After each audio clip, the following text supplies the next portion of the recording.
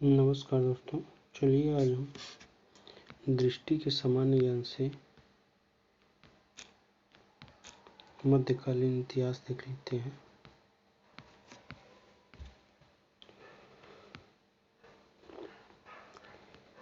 ये वनडे परीक्षाओं के लिए तो इम्पोर्टेंट है ही, सिविल सेवा परीक्षा के लिए फैक्ट इसमें काफ़ी अच्छे तरीके से दिए गए हैं, जो कि प्री में काफ़ी लाभदायक साबित होगा। इसके पहले हम लोगों ने प्राचीन भारत का इतिहास देख लिया है।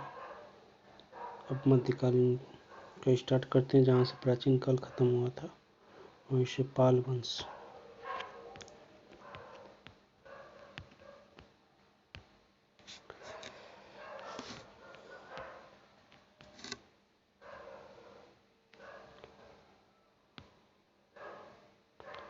पाल वंश का संस्थापक गोपाल 750 से 770 ईस्वी तक इसका शासनकाल था। गोपाल बौद्ध मत अनुयायी था। गोपाल के बाद धर्मपाल 770 से 810 ईस्वी तक इसका शासन बना। धर्मपाल ने विक्रमशिला विश्वविद्यालय, जो कि भागलपुर में, और सोम विहार की स्थापना करवाई। धर्मपाल के बाद देवपाल शासक बना। जावा शासक बालपुत्र देव के अनुरोध पर देवपाल ने उसे नालंदा में बौद्ध विहार बनवाने के लिए 5 गांव दान में दिए थे। महिपाल प्रथम के समय चोल शासक राजेंद्र चोल ने गंगा का अभियान किया। महिपाल सेकंड के समय केवट जाति ने विद्रोह कर दिया और महिपाल की हत्या कर दी। सेन वंश 12वीं सदी के अंत तक बंगाल में पाल के स्थान पर सेन वंश स्थापित हो गया। सेन शासक बल्लाल सेन ने दान सागर एवं अद्भुत सागर ग्रंथों की रचना की। लक्ष्मण सेन के दरबार में गीत गोविंद के लेखक जयदेव तथा ब्राह्मण सर्वस्व के लेखक हलायुद्ध रहते थे। कश्मीर राजवंश इस काल में कश्मीर के 3 प्रमुख राजवंश क्रमशः कारकोट, उत्पल तथा लोहार वंश थे। कारकोट शासक ललितादित्य मुक्तिपिंड, जिसका शासनकाल 724 से 760, ने कश्मीर में मार्तंड सूर्य मंदिर का निर्माण कराया था। कलहण की राज तरंगणी में लोहार वंश के अंतिम शासक जय सिंह, जिसका शासनकाल 1128 से 1155 तक का विवरण मिलता है। गुर्जर प्रतिहार मालवा के शासक नागभट्ट प्रथम, जिसका शासनकाल 730 से 756 को गुर्जर प्रतिहार वंश का संस्थापक माना जाता है। नागभट्ट द्वितीय, जिसका शासनकाल 800 से 833 है, इस वंश का एक अन्य प्रमुख शासक था। महिर भोज, जिसका शासनकाल 836 से 885 था, सर्वाधिक महत्वपूर्ण प्रतिहार शासक था। वह विष्णु का उपासक था और उसने आदिबरा और प्रभास की उपाधि धारण की थी। महिर भोज की उपलब्धियों की चर्चा उसके ग्वालियर प्रशस्ति अभिलेख में की गई है। चंद्रबरदाई के पृथ्वीराज रासो ग्रंथ में अग्निकुंड से उत्पन्न 4 राजपूत जातियों प्रतिहार, चालुक्य, परमार और चौहान की कथाएं हैं।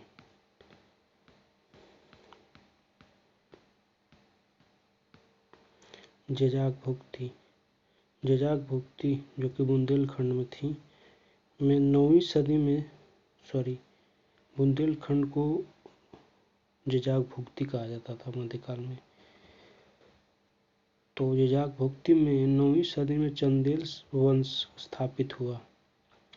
इसका संस्थापक नन्नुक था, यानी चंदेल वंश का संस्थापक कौन था? नन्नुक था।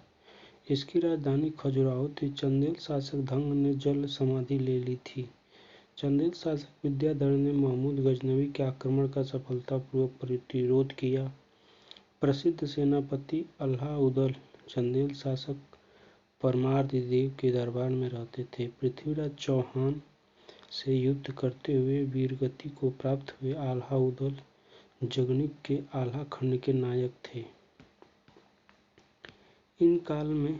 इस काल में निर्मित कंदरिया महादेव का मंदिर शैव धर्म तथा चतुर्भुज मंदिर वैष्णव धर्म से संबंधित था। गढ़वाल वंश, जो कि कन्नौज में था, इसका संस्थापक चंद्रदेव था। गोविंद चंद्र इस वंश का एक विद्वान शासक था। उसके मंत्री लक्ष्मीधर ने कृत्यकल्पतरु नामक एक ग्रंथ लिखा था। गढ़वाल वंश शासक जयचंद का समकालीन पृथ्वीराज तृतीय था। चंदावर का युद्ध 1194 में जो हुआ था, जयचंद और मोहम्मद गोरी के बीच हुआ, जिसमें जयचंद पराजित हुआ। श्री हर्ष जयचंद के दरबार में रहते थे, जिन्होंने नौसद चरित ग्रंथ लिखा था। गुजरात के चालुक्य या सोलंकी शासक। इसके संस्थापक मूलराज थे तथा अहिलवाड़ इसकी राजधानी थी। चालुक्य शासक भीम प्रथम के समय 1025 में महमूद गजनवी द्वारा सोमनाथ मंदिर पर आक्रमण किया गया। भीम प्रथम के मंत्री बिमल ने दिलवाड़ा के जैन मंदिर का निर्माण करवाया था। मुडेरा गुजरात के सूर्य मंदिर का निर्माण सोलंकी शासकों के काल में ही हुआ था। चालुक्य शासक भीम द्वितीय, कुछ स्रोतों में मूलराज द्वितीय भी इसे कहा जाता है, ने मोहम्मद गोरी को 1178-79 में पराजित किया। मालवा का परमार वंश। परमारों की राजधानी उज्जैन थी। कालांतर में भोज परमार ने धार को राजधानी बनाया। भोज, जिसका शासनकाल 1000 से 1055 ईस्वी था, परमार वंश का सर्वाधिक महत्वपूर्ण शासक था। वह शिक्षा और साहित्य का संरक्षक था। उसने भोजपुर नगर की स्थापना करवाई और सरस्वती मंदिर का निर्माण करवाया। उसकी उपाधियां कविराज थी। परमार भोज की मृत्यु को निरालंबा सरस्वती कहा गया। शाकंभरी अजमेर के चौहान। इसके संस्थापक वासुदेव थे।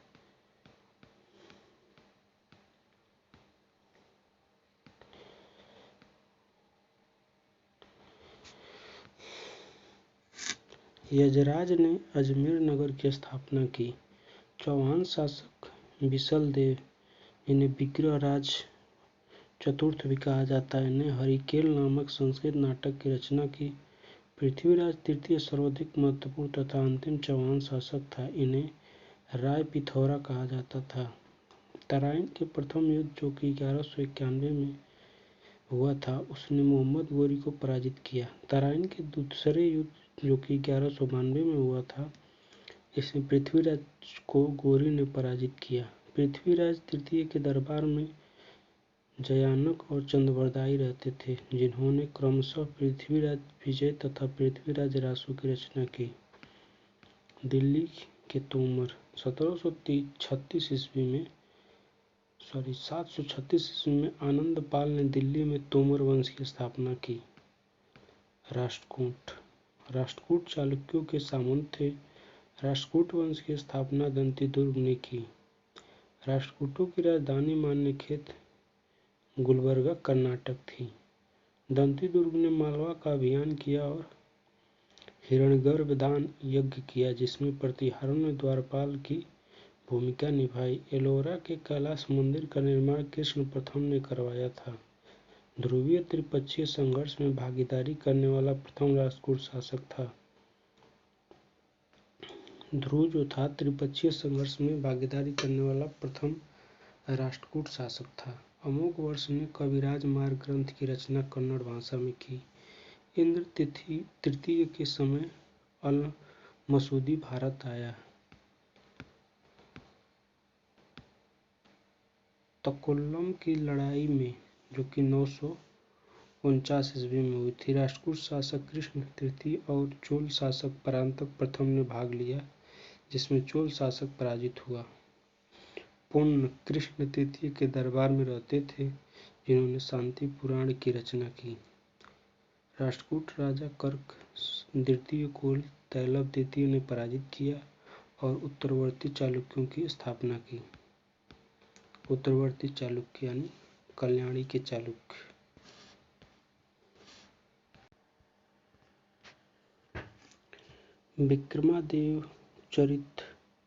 विक्रमांक देवचरित के रचयिता बिल्हण विक्रमादित्य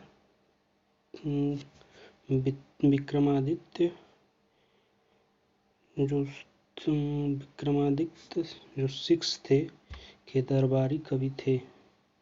मिताक्षरा के लेखक विज्ञानेश्वर इनके मंत्री थे। अपने राज्यारोहण के उपलक्ष्य में विक्रमादित्य ने 1076 में चालुक्य संवत प्रारंभ किया। पन्प, पुन और रन्न को कन्नड़ साहित्य का त्रिरत्न माना जाता है। चोल पल्लव के सामंत थे। इनका इतिहास मुख्यतः अभिलेखों से जाना जाता है, जो कि संस्कृत, तमिल, तेलुगु और कन्नड़ भाषा में लिखे गए हैं। विजयालय, जो कि 850 से 887 तक था, ने चोल राज्य की स्थापना की और उसने नरकेसरी की उपाधि धारण की।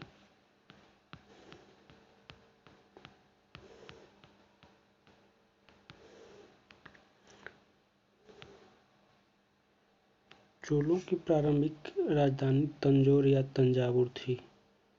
अरामोली वर्मन, जिन्हें राजराज प्रथम भी कहते हैं, ने पांड्य, चेर तथा श्रीलंका के गठबंधन को पराजित किया। उसने श्रीलंका के शासक महेंद्र पंचम को पराजित कर लंका के उत्तरी क्षेत्र पर अधिकार कर लिया। राजराज प्रथम ने मालदीव पर अपनी शक्तिशाली नौसेना की सहायता से विजय प्राप्त की। यह प्रथम चोल शासक था जिसने भूमि की माप करवाई। अपने जीवन काल में ही अपने पुत्र राजेंद्र प्रथम को सम्राट घोषित कर दिया। राजराज प्रथम ने तंजौर में बृहदेश्वर, जिसे राजराजेश्वर भी कहते हैं, शिव मंदिर का बनवाया। राजेंद्र प्रथम ने संपूर्ण श्रीलंका को जीत लिया। 1122 में गंगा घाटी का अभियान किया। पाल शासक महिपाल को पराजित किया। इस उपलक्ष्य में वापस आकर गंगईकोंडचोलपुरम नामक नगर की स्थापना की और गंगईकोंडचोल की उपाधि धारण की। राजेंद्र प्रथम ने गंगईकोंडचोलपुरम को चोल राज्य की नवीन राजधानी बनाया। उसने दक्षिण पूर्व एशिया में सैन्य अभियान किया।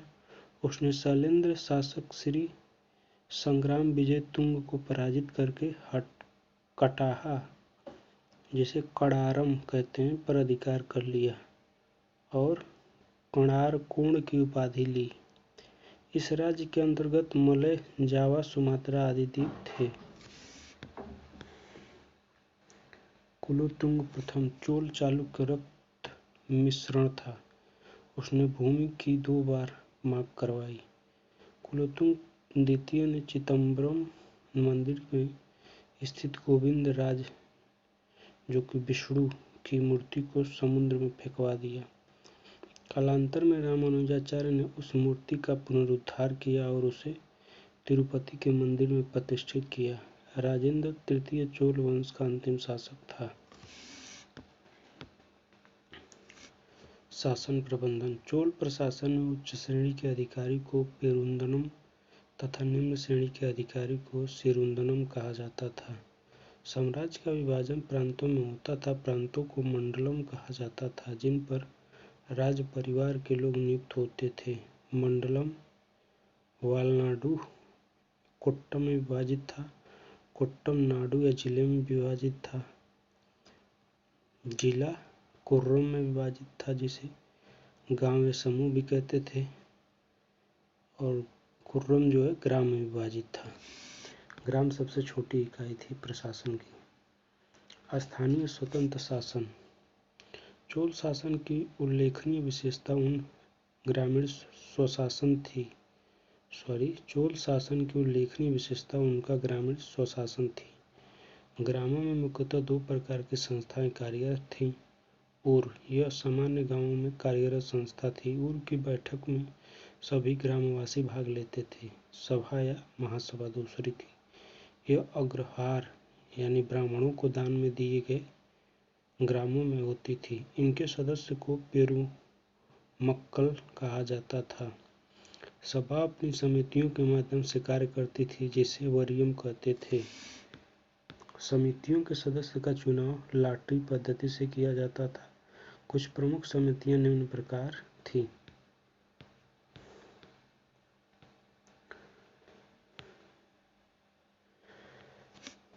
तोट्टवरियम उद्यान समिति थी।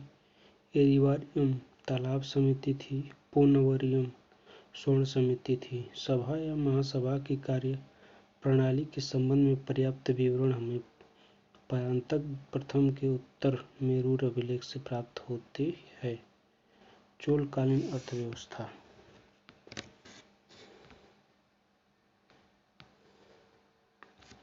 ब्राह्मणों को दी गई रक्त मुक्त भूमि चतुर्वेदी मंगलम एवं दान में दी गई भूमि ब्रह्मदेह कहलाती थी। मानक सिक्का कालजू या फिर कल्याणजू कहलाता था। यह सोने के सिक्के थे। उत्तम चोल ने सर्वप्रथम सोने का सिक्का जारी किया। उत्तम चोल या सुंदर चोल या परांतक द्वितीय भी इसे कहते हैं। चोल वंश में मंदिर आर्थिक गतिविधियों के केंद्र थे। यह मंदिर बैंकिंग का कार्य भी करते थे। मंदिरों को उपहार में दी गई भूमि देवदान कहलाती थी। कावेरीपट्टनम चोल काल का सबसे महत्वपूर्ण बंदरगाह था।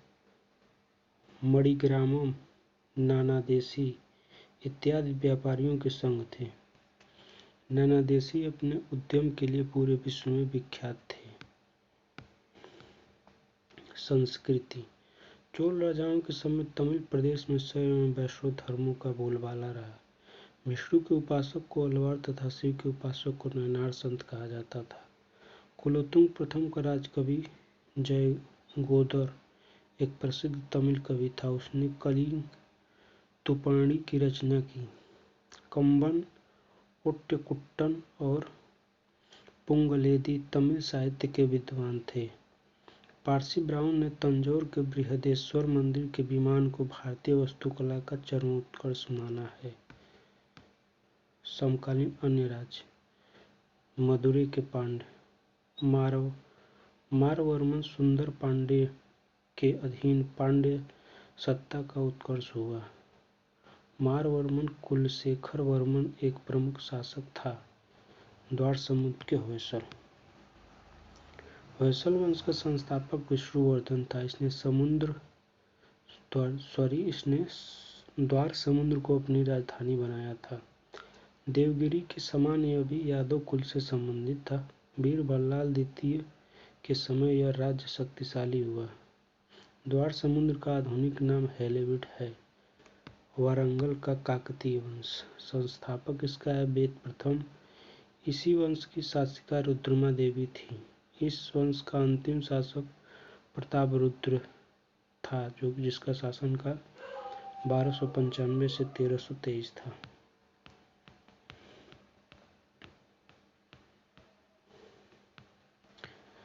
देवगिरी का यादव वंश। संस्थापक भिल्लम है। इस वंश का सबसे प्रतापी राजा था, जिसका शासनकाल 1210 से 1246 था। इस वंश का अंतिम स्वतंत्र शासक रामचंद्र था, जिसने अलाउद्दीन के सेनापति मलिक काफूर के सामने आत्मसमर्पण किया। दिल्ली सल्तनत की स्थापना के पूर्व राजनीतिक स्थिति। अरबों का सिंध पर आक्रमण। तो चलिए देख लेते हैं कि दिल्ली सल्तनत की स्थापना के पूर्व राजनीतिक स्थिति क्या थी। अरबों का सिंध पर आक्रमण। मोहम्मद बिन कासिम के नेतृत्व में अरबों ने भारत पर पहला सफल आक्रमण किया 712 में। चचनामा, जिसे फतहनामा सिंध भी कहते हैं, से अरबों के आक्रमण के विषय में पर्याप्त जानकारी मिलती है। तुर्कों का आक्रमण। गजनवी वंश यानी यामनी वंश का संस्थापक अल्पतगिन था। उसने गजनी को अपनी राजधानी बनाया। अल्पतगिन का दामाद सुबुक्तगिन था। वह प्रथम तुर्की था जिसने हिंदू शाही शासक जयपाल को पराजित किया। महमूद गजनवी। सुबुक्तगिन की विजयों से उत्साहित होकर उसके पुत्र महमूद गजनवी ने 1000 से 1027 तक भारत पर 17 बार आक्रमण किया था इसने। महमूद गजनवी ने 1025 में गुजरात स्थित सोमनाथ, जो कि शिव मंदिर था, पर आक्रमण किया। उस समय गुजरात का शासक भीम प्रथम था। किताबुल हिंद का लेखक अलबरूनी महमूद गजनवी के साथ भारत आया। शाहनामा का लेखक फिरदौसी भी उसका दरबारी कवि था। कुतुबी और फारूकी भी महमूद गजनवी के दरबार से संबंधित थे।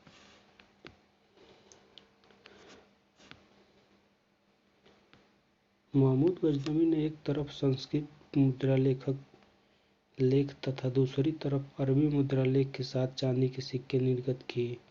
1030 ईस्वी में महमूद गजनवी की मृत्यु हो गई। शिहाबुद्दीन उर्फ सुइमुज्जुद्दीन मुहम्मद गोरी। 12वीं सदी के मध्य में गोरी वंश का उदय हुआ। गोरी साम्राज्य का आधार उत्तर पश्चिमी अफगानिस्तान था। मोहम्मद गोरी ने भारत में तुर्क राज्य की स्थापना की। मोहम्मद गोरी का प्रथम आक्रमण 1175 में मुल्तान पर हुआ था। मुल्तान से आगे बढ़ते हुए उसने गुजरात पर आक्रमण किया, किंतु गुजरात के शासक भीम तृतीय के हाथों पराजित होना पड़ा। 1191 में तराइन के प्रथम युद्ध में पृथ्वीराज तृतीय ने मोहम्मद गोरी को पराजित किया। 1192 में गोरी पूरी तैयारी के साथ आया और तराइन के द्वितीय युद्ध में पृथ्वीराज तृतीय को पराजित किया। मोहम्मद गोरी के सिक्कों पर एक ओर कलमा तथा दूसरी ओर लक्ष्मी की आकृति अंकित मिलती है। मोहम्मद गोरी द्वारा विजित भारतीय साम्राज्य का स्वामी उसका सबसे महत्वपूर्ण गुलाम कुतुबुद्दीन ऐबक था।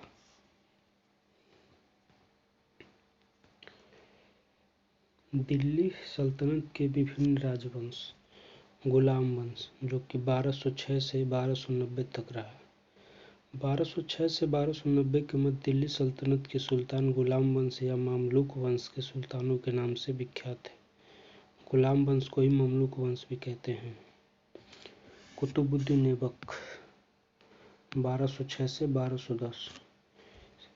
सिंहासन पर बैठने पर उसने सुल्तान की उपाधि ग्रहण नहीं की, बल्कि केवल मलिक व सिपह सलार की पदवियों से संतुष्ट रहा। कौन? कुतुबुद्दीन ऐबक। ऐबक ने अपनी राजधानी लाहौर में बनाई। ऐबक की उदारता के कारण उसे लाख बख्श कहा गया है। 1210 में चौगन यानी पोलो खेलते समय अचानक घोड़े से गिर जाने के कारण उसकी मृत्यु हो गई। ऐबक ने प्रसिद्ध सूफी संत ख्वाजा कुतुबुद्दीन बख्तियार काकी के नाम पर दिल्ली में कुतुब मीनार की नींव रखी। बाद में उसके दामाद इल्तुतमिश ने इसे पूर्ण कराया। तूफान के कारण क्षतिग्रस्त हुई मीनार के कुछ भागों की मरम्मत बाद में फिरोज शाह तुगलक ने करा दी थी। नालंदा विश्वविद्यालय को ध्वस्त करने वाला बख्तियार खिलजी ऐबक का सेनानायक था। कुछ इतिहासकारों के अनुसार ऐबक के पश्चात आराम शाह, जिसका शासनकाल 1210 था, सुल्तान बना।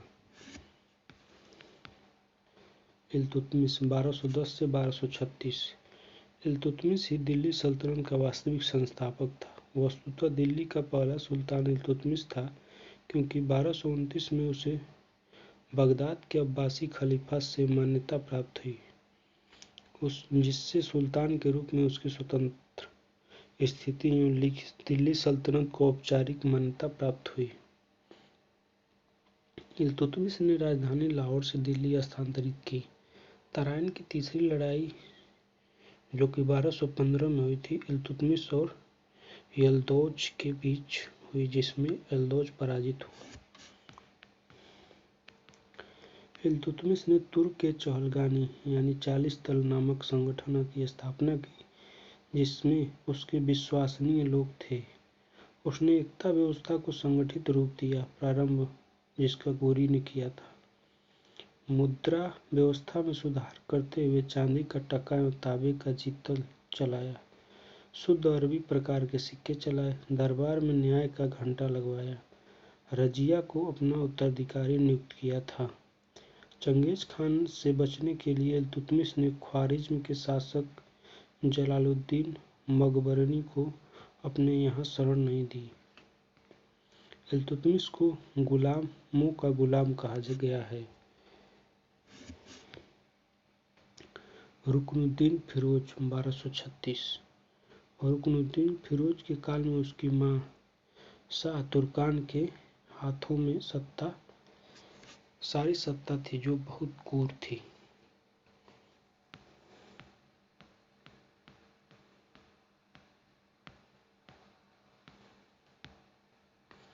रजिया सुल्तान 1236 से 1240।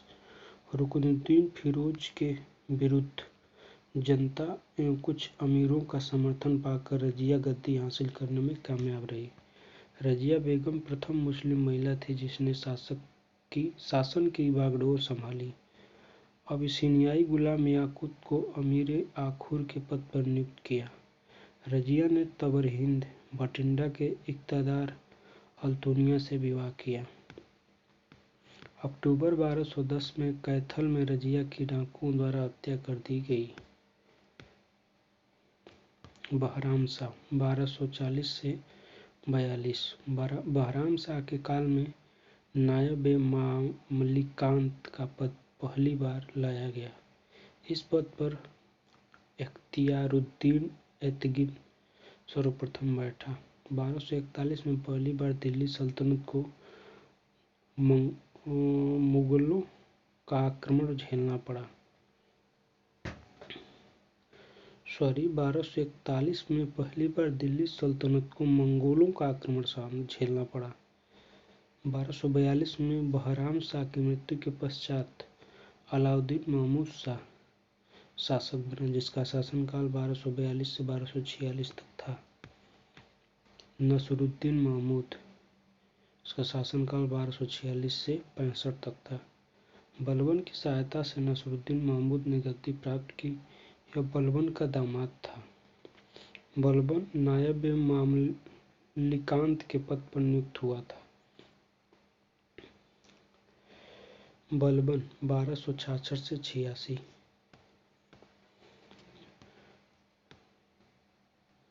बलबन इल्तुतमिश का तुर्की दास था जिसे उसने ग्वालियर विजय के बाद खरीदा था। बलबन का वास्तविक नाम बहाउद्दीन था। नासिरुद्दीन महमूद ने बलबन को उलुग खां की उपाधि प्रदान की थी। बलबन ने तुर्क के चहलगानी को समाप्त कर दिया, राजत्व सिद्धांत का प्रतिपादन किया तथा नियामत-ए-खुदाई यानी ईश्वर का प्रतिनिधि और जिल्ले-इलाही यानी ईश्वरी की छाया की उपाधि ली।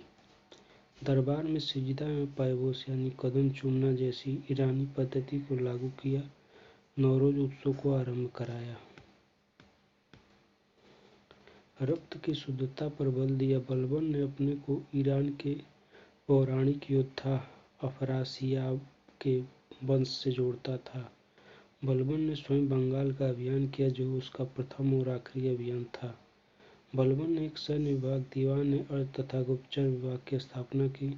फारसी के प्रसिद्ध कवि अमीर हसन और अमीर खुसरो बलबन के दरबार में रहते थे। अब आ जाएगा गुलाम वंश के बाद खिलजी वंश, जो कि 1290 से 1320 तक रहा।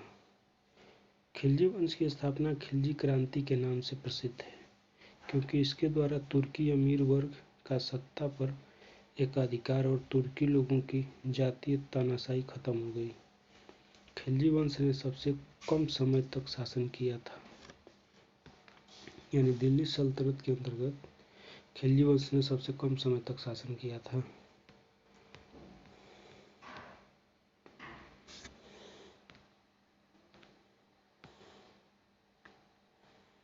जलालुद्दीन फिरोज खिलजी 1290 से 96। खिलजी वंश का संस्थापक जलालुद्दीन खिलजी था। उसने किलोखरी को अपनी राजधानी बनाया। अलाउद्दीन खिलजी 1296 से 1316। अलाउद्दीन ने अपना राज्याभिषेक बलबन के लाल महल में करवाया और साथ ही खलीफा से सुल्तान की पदवी ली। अलाउद्दीन ने 1299 में गुजरात पर आक्रमण किया। गुजरात में ही उसने मलिक काफूर को खरीदा, जो आगे चलकर उसका प्रमुख सेनापति बना। 1301 में रणथंभौर के शासक हमीर देव को पराजित किया। अमीर खुसरो ने यहाँ पर जौहर प्रथा का वर्णन किया है। 1303 में चित्तौड़ के शासक रतन सिंह को पराजित किया। यहाँ की शासन खिज्र खां को सौंपकर उसका नाम खिजराबाद रखा। अलाउद्दीन खिलजी ने दक्षिण भारत में देवगिरी, वारंगल, होयसल तथा पांड्य राज्यों के विरुद्ध अभियान किया। वारंगल के शासक प्रतापरुद्र देव तृतीय को मलिक काफूर ने परास्त कर कोहिनूर हीरा प्राप्त किया। अलाउद्दीन खिलजी ने द्वितीय सिकंदर यानी सिकंदर-ए-सानी की उपाधि धारण की। अलाउद्दीन के समय दिल्ली में सर्वाधिक मंगोल आक्रमण हुए।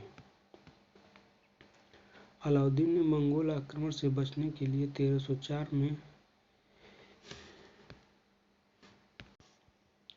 सीरी में एक किला बनवाया।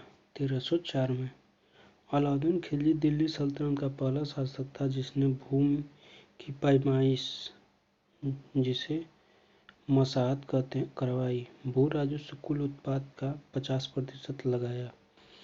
उसने मध्यस्थों, जिसमें खुद मुकद्दम और चौधरी थे, का अंत कर दिया। घरी कर और चराई कर लगाया उसने। अलाउद्दीन ने खम्स यानी लूट के माल में राज्य का अंश 4/5 तथा सैनिकों का 1/5 निर्धारित किया, जो पूर्व में क्रमशः 1/5 भाग तथा 4/5 भाग था।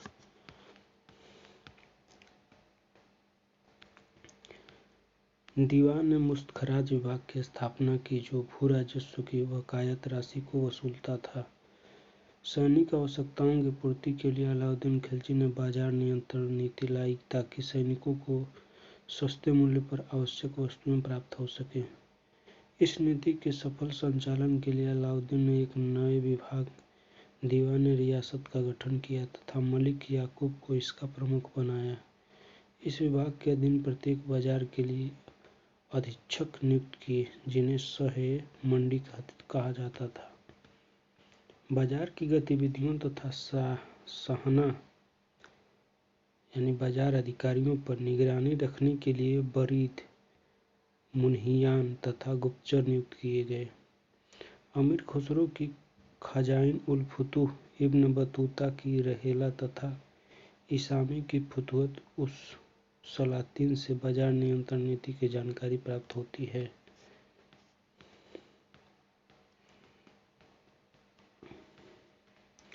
अलाउद्दीन ने सैन्य क्षेत्र में स्थानीय सेना का गठन, नगद वेतन तथा दाग हुलिया प्रणाली लागू करने जैसे कार्य किए। अलाई दरवाजा, हजारा खंभा महल आदि का निर्माण कराया। मुबारक खिलजी 1316 से 1320 पहला शासक था जिसने स्वयं को खलीफा घोषित किया। मुबारक खिलजी की हत्या उसके एक मंत्री खुसरो ने कर दी और खुसरो शाह के नाम से दिल्ली की गद्दी पर आसीन हुआ। नसीरुद्दीन खुसरो शाह ने पैगंबर के सेनापति की उपाधि ली। तुगलक वंश 1320 से 1412 तक रहा तुगलक वंश। तुगलक वंश के सुल्तानों ने सबसे अधिक समय तक शासन किया।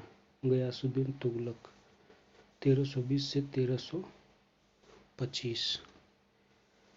गयासुद्दीन तुगलक का कहना था, इक्ता के राजस्व में वृद्धि 1/11 से 1/10% से ज़्यादा नहीं करनी चाहिए।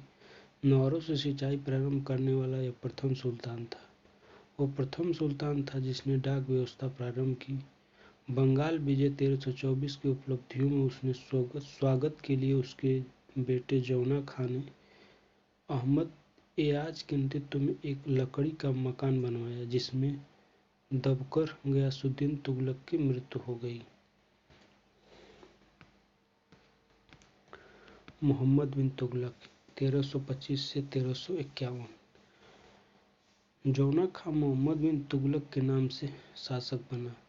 1325 से 27 के बीच उसके दोआब में कर वृद्धि की योजना असफल ही हो गई। उसने कृषि विभाग, जिसे दीवान कोही की स्थापना की, जिसका प्रमुख अमीर कोही था। उसने किसानों को सहायता दी,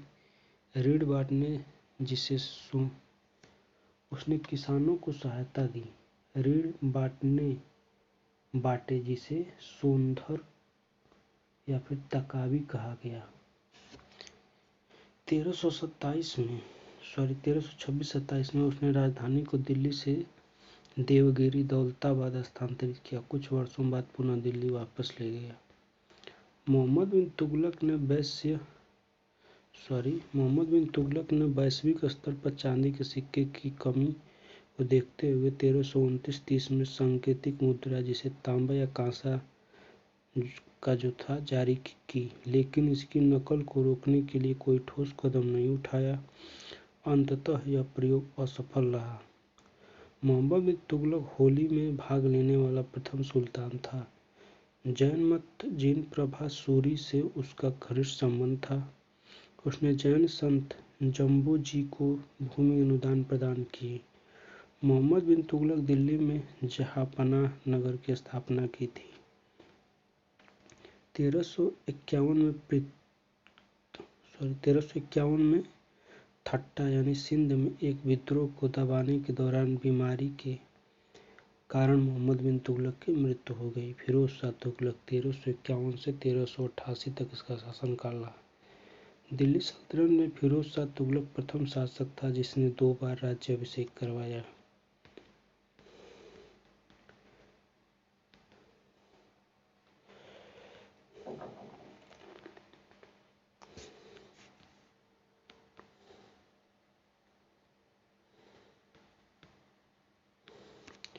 राज्य की नीतियों को शरीयत के अनुसार लागू किया। स्त्रियों को संतों के मज़ारों पर जाने की मनाही कर दी। पर्दा प्रथा को प्रोत्साहित दिया। पहली बार ब्राह्मणों पर जजिया कर आरोपित किया। पदों को वंशानुगत बना दिया। सैनिक असैनिक दोनों पद पर। फिरोज शाह तुगलक ने सिंचाई कर भी लगवाया जिसे हक के सर्व कहा जाता है। फिरोज शाह तुगलक ने व्यापक स्तर पर नहरों का निर्माण करवाया। बंगाल अभियान से लौटते हुए जौनपुर नगर की स्थापना जौना खां, जिसे मोहम्मद बिन तुगलक भी कहते हैं, की याद में की। उसने फिरोजपुर, फिरोजाबाद, हिसार फिरोजा जैसे नगरों का निर्माण कराया। 1361 में नगरकोट का अभियान कर ज्वालामुखी मंदिर को लूटा और संस्कृत ग्रंथों को वहां से लाया, जिसमें से एक फारसी में दलायल ए फिरोज शाही के नाम से अनुवाद करवाया। फिरोज शाह तुगलक ने वृद्धों के पेंशन के लिए दीवाने इश्तिहाक की स्थापना की। दासों के लिए अलग विभाग दीवाने बंदगान की स्थापना की। चिकित्सा के लिए दार उल सफा विभाग की स्थापना की। गरीबों को खैरात बांटने के लिए दीवाने खैरात विभाग की बनवाया। फिरोज शाह तुगलक पहला सुल्तान था जिसने रोजगार ब्यूरो की स्थापना की। नसरुद्दीन महमूद के समय 1398 में तैमूर अलम का आक्रमण हुआ था। सैयद वंश 1414 से 1451। सैयद वंश का संस्थापक खिज्र खां था। इसने सुल्तान की उपाधि नहीं ली बल्कि रैयत-ए-आला की उपाधि ली। खिज्र खां के बाद इस वंश में क्रमशः मुबारक शाह, मोहम्मद शाह और अलाउद्दीन आलम शाह नामक शासक हुए। लोदी वंश 1451 से 1526 तक रहा।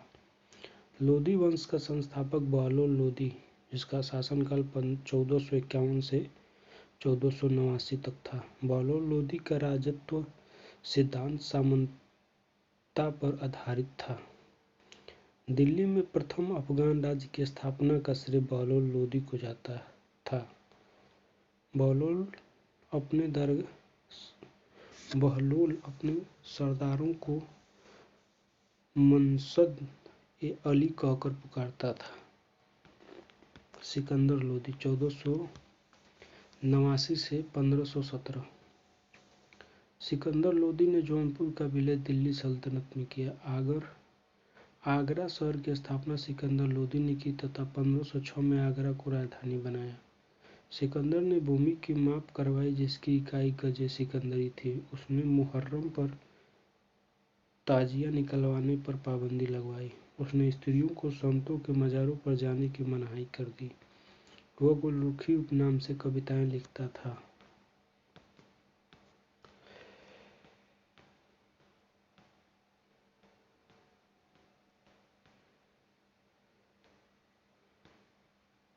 उसके स्वयं के आदेश से आयुर्वेद के एक प्रसिद्ध ग्रंथ का फरहंगे सिकंदरी नाम से फारसी में अनुवाद किया गया। उसके शासनकाल में संगीत पर एक ग्रंथ लज्जत-ए-सिकंदर शाही की रचना हुई। इब्राहिम लोदी 1517 से 1526 तक इसका शासन रहा इब्राहिम लोदी का। इब्राहिम लोदी से असंतुष्ट होकर लाहौर के गवर्नर दौलत खान लोदी ने बाबर को भारत पर आक्रमण करने के लिए निमंत्रण भेजा। 1526 में पानीपत का प्रथम युद्ध हुआ, जिसमें बाबर ने इब्राहिम लोदी को पराजित किया। दिल्ली सल्तनत का प्रशासन प्रमुख विभाग दीवाने विजारत वित्त विभाग था। इसका प्रमुख कार्य राजस्व वसूली करना, आय व्यय की देखरेख करना था। दीवाने वकूफ की स्थापना जलालुद्दीन खिलजी द्वारा की गई। यह व्यय विभाग देखता था। कौन? तो वकूफ। दीवाने मुस्तखराज की स्थापना अलाउद्दीन खिलजी द्वारा की गई। बकाया भू राजस्व वसूलता था यह मुस्तखराज। दीवाने कोई की स्थापना मोहम्मद बिन तुगलक द्वारा की गई। यह कृषि विभाग से संबंधित था। दीवाने इंसाफ पत्राचार का विभाग था। इसका प्रधान दीवाने मुमालिक था। दीवाने अर्ध सैन्य विभाग को कहा जाता था। इसकी स्थापना बलबन द्वारा की गई। दीवाने रिसालत कुरैशी और हबीबुल्लाह इससे विदेशी विभाग से संबंधित, जबकि अन्य इसे धार्मिक विभाग से संबंधित मानते हैं। प्रमुख अधिकारी आरी जे मुमालिक सैन्य विभाग का प्रधान था। बरीद मुमालिक गुप्तचर विभाग का प्रधान था। सदर सुदूर धार्मिक विभाग का प्रधान था। अमीर आखुर अश्वशाला विभाग का प्रधान था।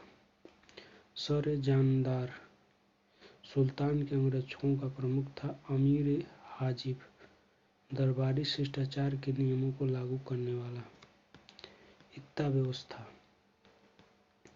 इक्ता एक अरबी शब्द है। इक्ता एक प्रकार का प्रशासनिक अनुदान है, जिसमें राजस्व और प्रशासनिक अधिकार भी दिए जाते थे। इक्ता को लेने वाला इक्तेदार या फिर मुफ्ती या फिर वली कहलाते थे। इक्ता व्यवस्था वंशानुगत नहीं थी, यह हस्तांतरणीय थी। इक्तेदार को अपना वेतन, सैनिक खर्च, प्रशासनिक खर्च आदि के बाद जो बचता था इससे केंद्रीय खजाने में जमा करना होता था, जिसे फवाजिल कहते थे।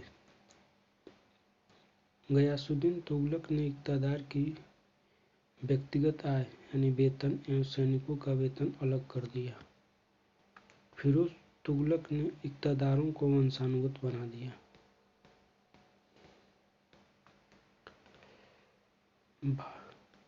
सल्तनत काल में तकनीकी विकास। सल्तनत काल में कुओं से सिंचाई के लिए एक नई तकनीकी का विकास हुआ, जिसे साकिया या रहट कहा जाता था। चरखा और वस्त्रों में ठप्पा छपाई तुर्कों की देन है। घोड़े के पैर में लगाया जाने वाला नाल भी तुर्कों के आगमन से प्रयोग में आया। स्थापत्य में चूना, गारा और सुर्खी का प्रयोग सल्तनत काल से होने लगा। क्षेत्रीय राज्य। कश्मीर। जैनुलाब्दीन, जिसका शासनकाल 1420 से 1470 था, ने कश्मीर में जजिया एवं गौ हत्या की समाप्ति कर दी। इसकी धार्मिक उदारता के कारण इसे कश्मीर का अकबर कहा जाता है। उसने कुतुब उपनाम से शिकायतनामा नामक ग्रंथ की रचना की तथा महाभारत और राजतरंगिणी का फारसी में अनुवाद कराया। 1586 में अकबर ने कश्मीर को मुगल साम्राज्य में मिला लिया।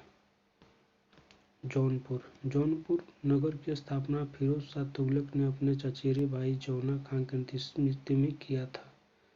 स्वतंत्र जौनपुर राज्य की स्थापना जौनपुर के सूबेदार मलिक सरवर द्वारा की गई। इसे मलिक उस सर की उपाधि दी गई थी तथा ख्वाजा जहां के नाम से भी जाना जाता था। इब्राहिम शाह असरकी, जिसका शासनकाल 1402 से 1440 था, के समय में जौनपुर शिक्षा का प्रमुख केंद्र बन गया और जौनपुर को पूर्व का सिराज या फिर सिराज-ए-हिंद कहा जाने लगा। इब्राहिम शाह असरकी ने जौनपुर में अटाला मस्जिद का निर्माण करवाया। हुसैन शाह असरकी जौनपुर राज्य का अंतिम शासक था। बहलोल लोदी ने जौनपुर को जीतकर असरकी राज्य को दिल्ली सल्तनत में मिला लिया। बंगाल। मोहम्मद बिन तुगलक के काल में 1338 ईस्वी में फखरुद्दीन मुबारक शाह ने बंगाल को एक स्वतंत्र राज्य बनाया। चैतन्य महाप्रभु अलाउद्दीन हुसैन शाह के समकालीन थे। गुजरात।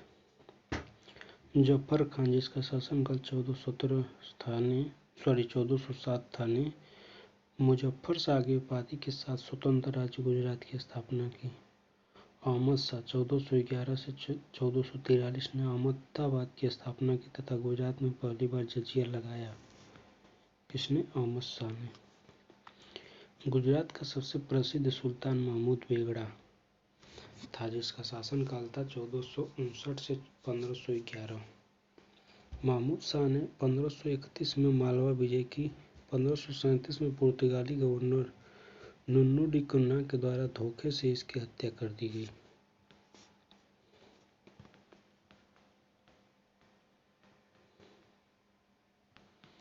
मालवा। 1401 में दिलावर खान ने स्वतंत्र मालवा राज्य की स्थापना की।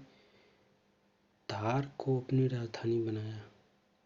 महमूद शाह मालवा में खिलजी वंश का संस्थापक था। उसने मेवाड़ के राणा कुंभा से भी युद्ध किया। मेवाड़।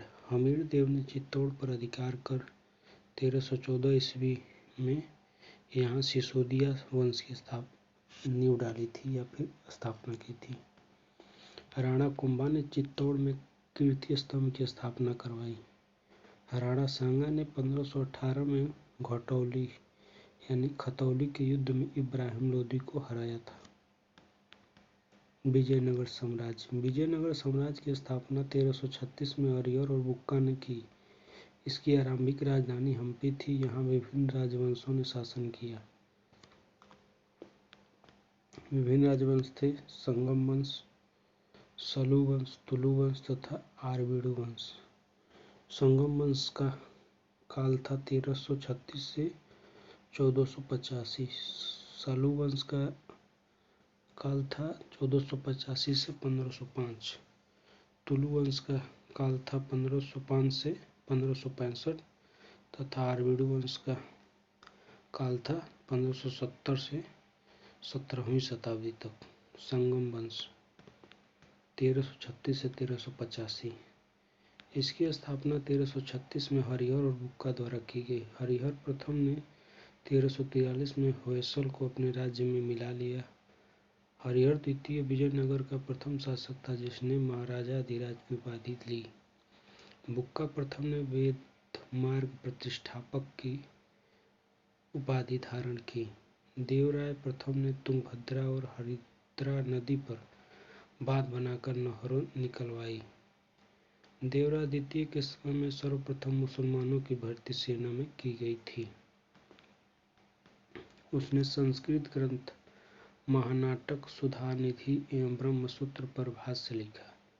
देवराय द्वितीय को इमांडी देवराय भी कहा जाता था। इसके दरबार में श्रीनाथ रहते थे, जिन्होंने हरिविलासम की रचना की। विरूपाक्ष सेकंड संगम वंश का अंतिम शासक था। सलू वंश 1485 से 1505। सलू वंश नरसिंह सलू वंश का संस्थापक था। सलू नरसिंह की मृत्यु के बाद इमादी नरसिंह गद्दी पर बैठा। इसका संरक्षक नरसा नायक था। तुलु वंश 1505 से 1565। वीर नरसिंह ने इमादी नरसिंह को मारकर तुलु वंश की स्थापना की। इसकी मृत्यु के बाद इसका अनुज कृष्णदेवराय गद्दी पर बैठा, जो एक महान शासक था। कृष्णदेवराय का शासनकाल 1509 से 1529 तक था, लगभग 20 वर्ष। इसकी उपाधियां थी अभिनव भोज, आंध्र भोज, यवनराज आदि।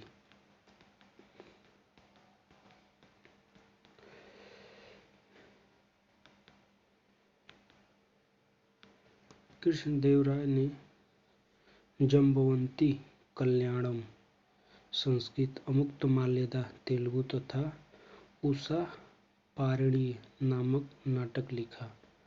हजारा एवं विट्ठल स्वामी मंदिर का निर्माण कराया।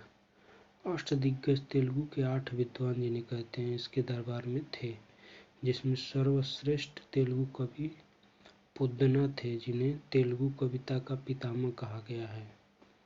तालिकोट्टा यानी बन्नी हट्टी या फिर राक्षसी तांगड़ी का युद्ध, जो कि 23 जनवरी 1565 को हुआ था, सदाशिवराय के समय हुआ था। इसके विरुद्ध बीदर, अहमदनगर, बीजापुर, गोलकुंडा शामिल थे, जिनका नेतृत्व बीजापुर के शासक अली आदिल शाह ने किया। विजयनगर का अंतिम शासक रंग तृतीय, जिसे अरबिंदु वंश भी कहते हैं, था। अरबिडू वंश कहते हैं।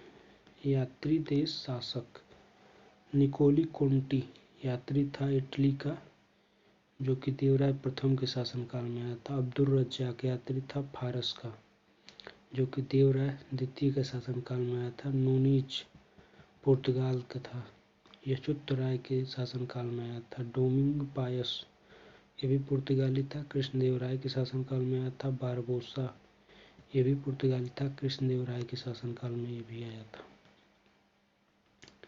विजयनगर प्रशासन। विजयनगर प्रशासन की विशेषता नायनकार व्यवस्था थी, जिसमें सैनिक सेवा के बदले अमर नायकों को भूमि दी जाती थी। अयंगार व्यवस्था विजयनगर के ग्रामीण प्रशासन से जुड़ी थी, जिसमें 12 ग्रामीण अधिकारियों के हाथों में वास्तविक शक्ति होती थी। सैन्य विभाग को कदाचार कहा जाता था, इसके प्रमुख महादंडनायक कहलाते थे। विजयनगर राज्य की मुद्रा पगोड़ा थी। बहमनी साम्राज्य। 1347 में अलाउद्दीन बहमद शाह अथवा महमूद गंगू ने बहमनी साम्राज्य की स्थापना की। इसने खलीफा से अपने पद की मान्यता ली। इसने गुलबर्गा को राजधानी बनाया। बहमनी राज्य की मुद्रा हुण थी।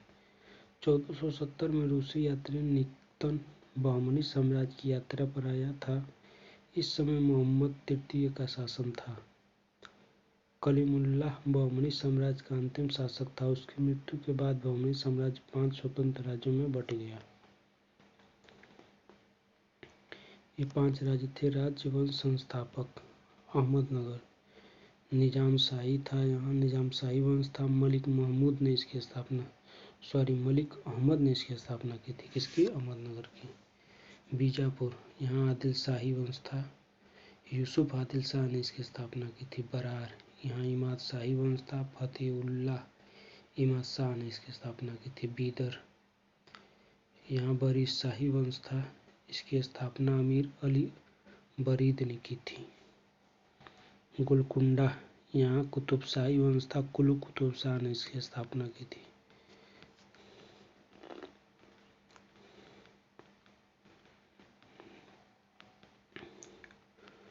चलिए सूफी सिलसिला देख लेते हैं। चिश्ती सिलसिला। भारत का सर्वप्राचीन सूफी सिलसिला चिश्ती सिलसिला है। भारत में इसके संस्थापक ख्वाजा मोइनुद्दीन चिश्ती थे। वे 1192 में भारत आए और अजमेर में बसे। ख्वाजा कुतुबुद्दीन बख्तियार काकी, जिसका शासनकाल 1186 से ख्वाजा मोइनुद्दीन बख्तियार काकी यह था 1186 से 1235 तक था। मोइनुद्दीन चिश्ती के शिष्य थे। इन्हें बख्तियार की उपाधि मोइनुद्दीन चिश्ती ने प्रदान की थी। कुतुबुद्दीन ऐबक ने इन्हीं की याद में कुतुब मीनार बनवाया था। बाबा फरीद,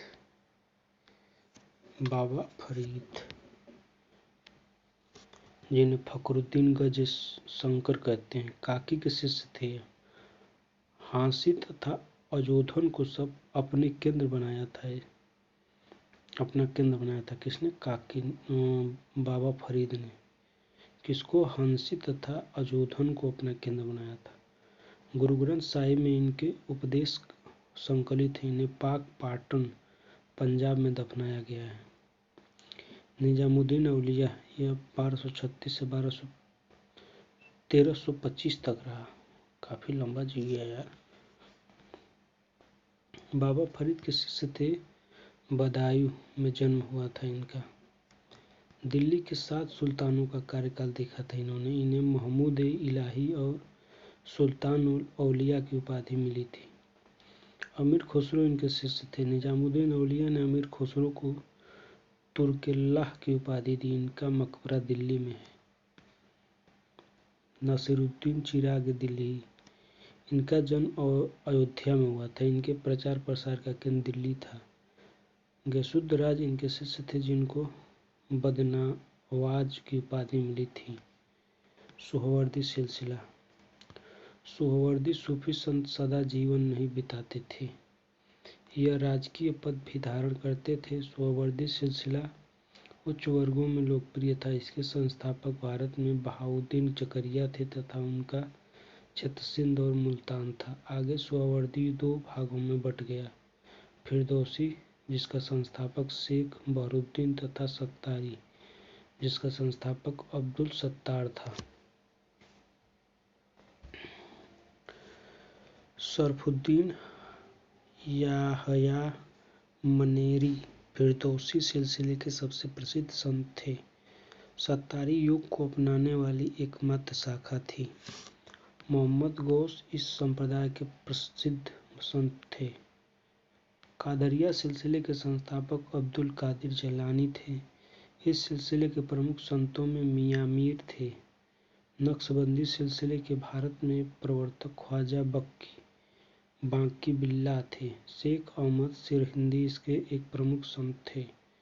रोशनी सिलसिले के संस्थापक बयाजिद अंसारी थे। भक्ति आंदोलन। भक्ति का पहला उल्लेख श्वेताश्वर उपनिषद में है। भक्ति की अवधारणा मौर्योत्तर काल में आई। दक्षिण भारत में जनप्रिय आंदोलन के रूप में अलवार और नैनार संतों के द्वारा भक्ति आंदोलन प्रारंभ हुआ।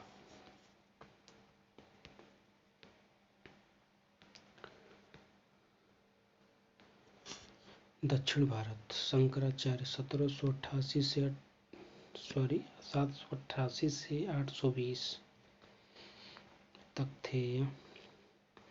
दर्शन अद्वैतवाद है इनका। महिष्मति में मंडन मिश्र की पत्नी भारती से शस्त्रार्थ किया था इन्होंने। शंकराचार्य ने 4 पीठों की स्थापना करवाई। बौद्ध धर्म से प्रभावित होने के कारण शंकर को प्रच्छन्न बौद्ध कहा जाता है। रामानुजाचार्य 1017 से 1137 दर्शन है इनका विशिष्टाद्वैतवाद। रामानुजाचार्य को दक्षिण में विष्णु का अवतार माना जाता है। निम्बार्काचार्य इनका दर्शन है द्वैताद्वैतवाद, शनक संप्रदाय से संबंधित थे। माधवाचार्य इनके दर्शन है द्वैतवाद, ब्रह्म संप्रदाय से संबंधित थे। वल्लभाचार्य 1479 से 1531 तक थे। दर्शन इनका है शुद्ध द्वैतवाद। इनका एक नाम विष्णु स्वामी भी है। इन्होंने उत्तर भारत में पुष्टि मार्ग का प्रचार किया। यह रुद्र संप्रदाय से संबंधित थे। उत्तर भारत रामानंद 1294 से 1411 तक थे। यह पहले संत थे जिन्होंने हिंदी में संदेश दिया। इनके 12 शिष्य थे जो भिन्न भिन्न वर्णों से थे, जैसे कबीर जुल्हा थे, धन्ना जाट थे, रैदास चर्मकार थे, सेना नाई थे। कबीर यह थे 1398 से 1518 तक। जन्म काशी में, मृत्यु इनकी मगहर जो कि संत कबीर नगर उत्तर प्रदेश में पड़ता है में हुआ। वे सिकंदर लोदी के समकालीन थे। कौन? कबीर। कबीर के शिष्य भागुदास ने इनकी रचनाओं का बीजक में संकलन किया। रचनाएं इनकी बीजक, साखी, शबद, होली, रेख, ताल आदि। गुरु नानक 1469 से 1539 जन्म तलवंडी में हुआ था, मृत्यु करतारपुर में। बाबर तथा इब्राहिम लोदी के समकालीन थे। कौन? गुरु नानक। दादू दयाल 1544 से 1603 इन्होंने ब्रह्म या फिर परम ब्रह्म संप्रदाय की स्थापना की। इन्होंने क्षण दर्शन को अस्वीकृत कर निम्पक मार्ग का अनुमोदन किया। रैदास, कबीर ने रविदास को संतों का संत कहा है।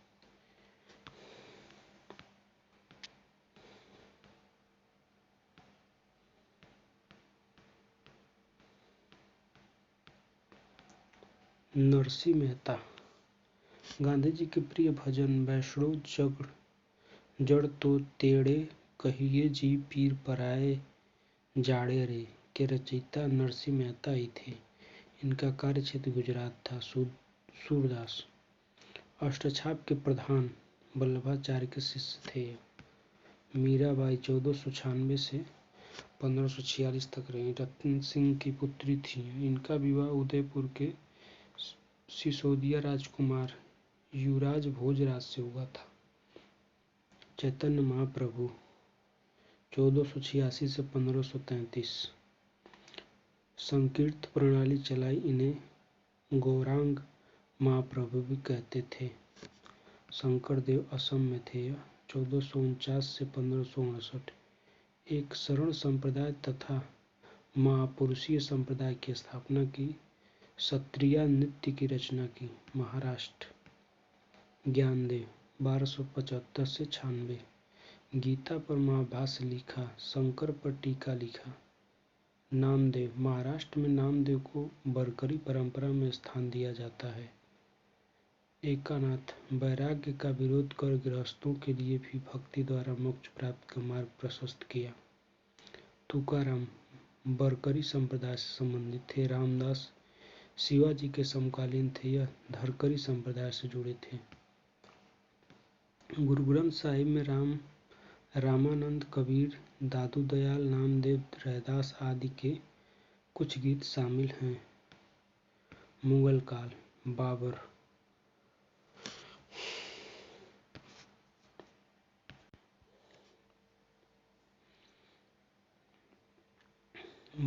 का शासनकाल 1526 से 30 तक था।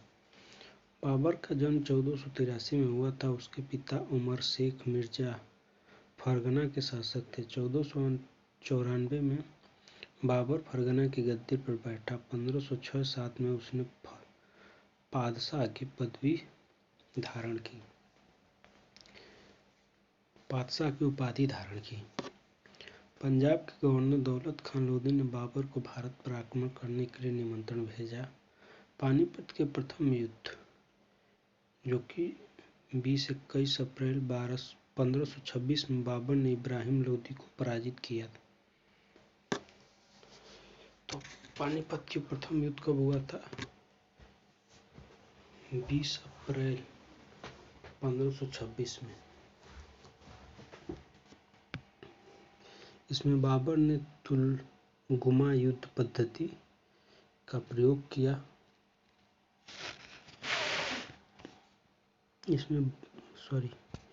इस युद्ध में बाबर के दो तोपची उस्ताद अली और मुस्तफा खान थे। पानीपत के प्रथम युद्ध के पश्चात बाबर ने राणा सांगा के साथ खानवा, जो कि 1527 में हुआ, बेदनी राय के साथ चंदेरी, जो कि 1528 में हुआ, तथा अफगानों के साथ खागरा, जो कि 1529 में हुआ, का युद्ध लड़ा। 1530 में बाबर की मृत्यु हो गई। उसे काबुल में दफनाया गया। बाबर ने तुर्की भाषा में अपनी आत्मकथा तुजु के बाबरी बाबरनामा लिखी। इसका फारसी अनुवाद अब्दुल रहीम खान खाने ने किया। बाबर के प्रसिद्ध नक्शबंदी सूफी ख्वाजा उबैदुल्ला अहरार का अनुयायी था।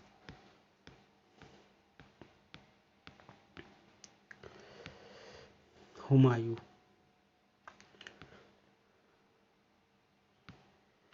इसका शासनकाल था 1530 से 40 तक। फिर उसके बाद बीच में कौन आ गया था? शेरशाह सूरी आ गया। फिर उसके बाद 1555 से 56। बाबर की मृत्यु के पश्चात हुमायूं दिसंबर 1530 में गद्दी पर बैठा। गद्दी पर बैठने से पूर्व वह बदखशा का सूबेदार था। चौसा का युद्ध 1539 ईस्वी में शेर शाह, जिसे शेर खां भी कहते हैं, और हुमायूं के बीच हुआ, जिसमें हुमायूं को पराजित होना पड़ा। निजाम नामक भिश्ती ने हुमायूं की जान बचाई। युद्ध के बाद शेर खान ने स्वयं को सुल्तान घोषित किया और शेर शाह की उपाधि ली। कन्नौज या बिलग्राम की लड़ाई 1540 में हुई, जिसमें शेर शाह ने हुमायूं को अंतिम रूप से पराजित किया तथा हुमायूं अपनी जान बचाकर ईरान की तरफ पलायन कर गया। निर्वासन के दौरान हुमायूं ने 1541 में मीर बाबा की पुत्री हमीदा बानो बेगम से निकाह कर लिया। अकबर को हमीदा बेगम ने ही जन्म दिया। 1555 में हुमायूं पुनः दिल्ली की गद्दी पर बैठा, सरहिंद के युद्ध में विजय होने के पश्चात। जनवरी 1556 में हुमायूं दीने पनाह के पुस्तकालय की सीढ़ियों से गिरकर मर गया।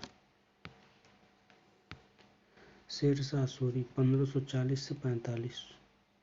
फरीद खान ने दक्षिण बिहार के लोहानी शासक बहार खां के यहाँ नौकरी की। बहार खां लोहानी ने इसे शेर खां की उपाधि दी, तो शेरशाह सूरी का असली नाम फरीद खां था। हुमायूं को पराजित करने के पश्चात वह शेर शाह के नाम से गद्दी पर बैठा और उसे अफगान राज्य की स्थापना की। शेर शाह ने ग्रांड ट्रंक सड़क की मरम्मत करवाई। मलिक मुहम्मद जैसी शेर शाह के समकालीन थे।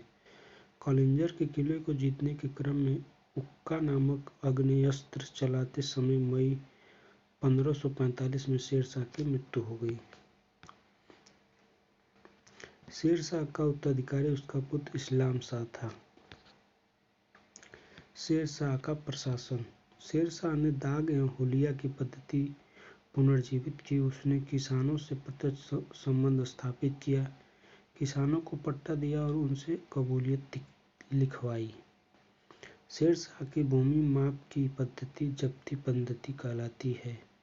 उसने अनाजों की दर तालिका तैयार कराई, जिसे रे के नाम से जाना जाता था। शेर शाह के काल में भू राजस्व की दर कुल उत्पाद का 1/3 थी। इसके काल में भूमि माप में गज सिकंदरी का प्रयोग किया गया। यह 30 से 33 इंच के बीच अथवा 39 अंगुली का होता था। शेर शाह ने सोने, चांदी और तांबे के मानक सिक्के का विकास किया। उसके द्वारा प्रारंभ किए गए चांदी के सिक्के रुपये कहलाते थे, जो कि 1885 तक ब्रिटिश शासनकाल तक चलते रहे। शेर शाह ने दिल्ली के पुराने किले किला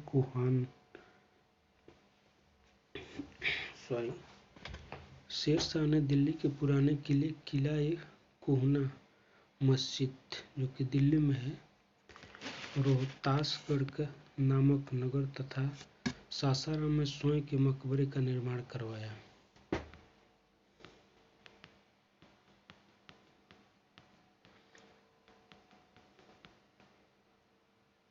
खुद जीते हुए ही अपने ही मकबरे का निर्माण करा दिया। अकबर 5556 से 1605 ईस्वी। अकबर का जन्म अमरकोट के राजा बीरसाल के महल में 1542 में हुआ। 1556 में कालनौर, जो कि पंजाब में है, में अकबर का राज्याभिषेक हुआ। 5 नवंबर 1556 को पानीपत का द्वितीय युद्ध हुआ, जिसमें हेमू की पराजय हुई और अफगानों की सत्ता सदैव के लिए समाप्त हो गई। बैरम खां अकबर का वकील था। अब्दुल रहीम खान खाना बैरम खां का पुत्र था। 1556 से 1560 तक अकबर बैरम खां के संरक्षण में रहा। मक्का की तीर्थ यात्रा के दौरान पाटन नामक स्थान पर मुबारक खां नामक एक युवक ने बैरम खां की हत्या कर दी। 1560 से 1562 तक के समय में अकबर महामनगा के प्रभाव में रहा। इस समय के शासन को पर्दा प्रथा भी कहते हैं। पर्दा शासन भी कहते हैं, पर्दा प्रथा नहीं, पर्दा शासन भी कहते हैं। अकबर के दरबार में सुशोभित करने वाले 9 रत्न थे: अबुल फजल, फैजी, तानसेन, बीरबल, टोंडरमल, राजा मान सिंह, अब्दुल रहीम खान खाना, फकीर, अजीउद्दीन, मुल्ला दो प्याजा। अबुल फजल ने अकबरनामा की रचना की थी। अबुल फजल ने अनवर-ए-सुहेली नामक से पंचतंत्र का फारसी में अनुवाद किया। 1602 में सलीम, जिसे जहांगीर भी कहते हैं, के निर्देशन पर वीर सिंह बुंदेला ने दक्षिण से आगरा की ओर आ रहे अब्बुल फजल की हत्या कर दी। ग्वालियर में जन्मे तानसेन का वास्तविक नाम रामतनु पांडे था। अकबर के उन्हें वाणी विलास कंठाभरण की उपाधि दी थी।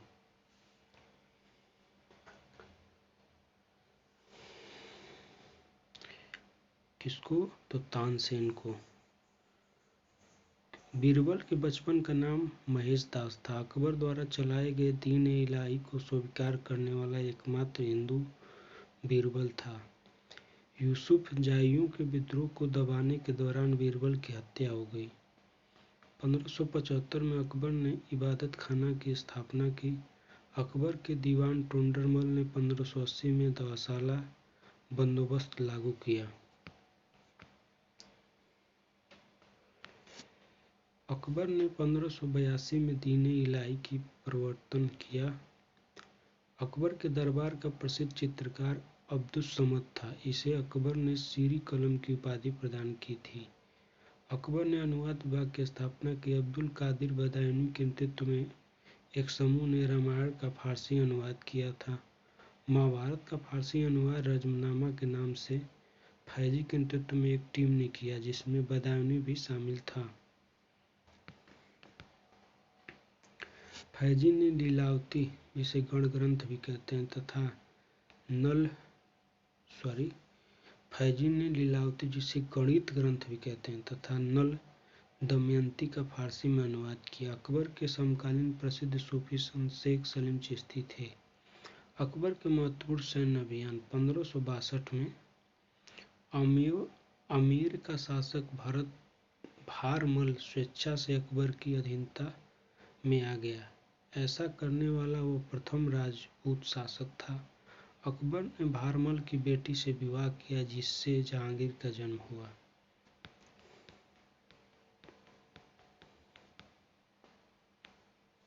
भारमल के पुत्र भगवान दास तथा पौत्र मान सिंह अकबर के दरबार में उच्च पद पर थे।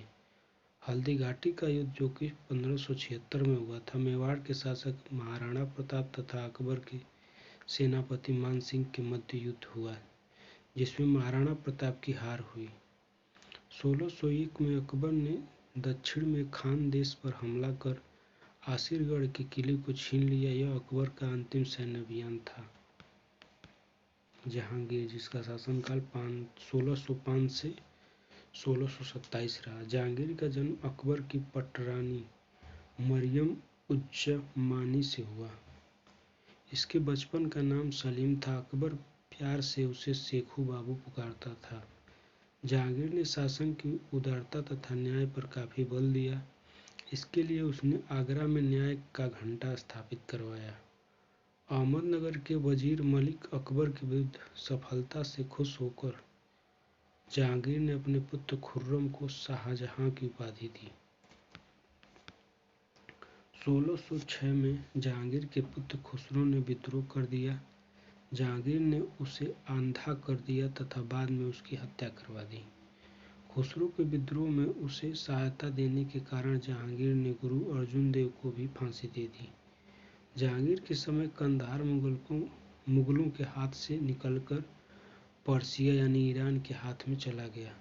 1622 में जहांगीर ने 1611 में नूरजहां, जिन्हें मेहरुम निसा भी कहते हैं, से विवाह किया।